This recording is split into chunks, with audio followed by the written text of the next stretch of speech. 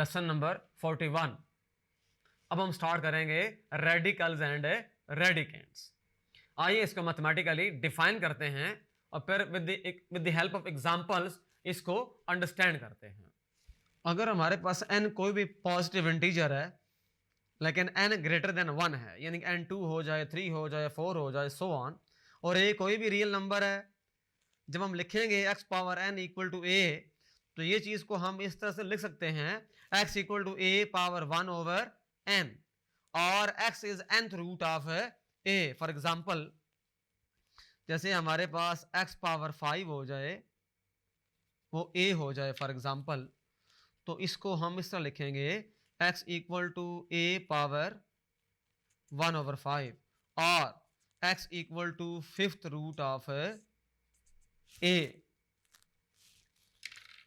ये इसकी इंटरप्रिटेशन है, और इसके अंदर हम सिंपल से एग्जांपल इस तरह कर सकते हैं कि square root of 5, cube root of 39, 5th root of 5 over 3, और यहां पर 11th root of for example x। तो इस केस में आप देख रहे हैं कि जो 2 है और जो सिंबल है यानी कि सेकंड रूट ऑफ 5 है, स्क्वायर रूट ऑफ 5 भी कहते हैं इसको, तो इस केस में इसके अंदर 2 और ये जो सिंबल है स्क्वायर रूट का, ये है रेडिकल,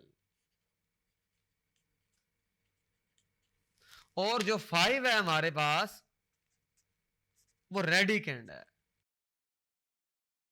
तो इस लेसन में हमने वाकफियत हासिल की रेडिकल और रेडिकेंड के।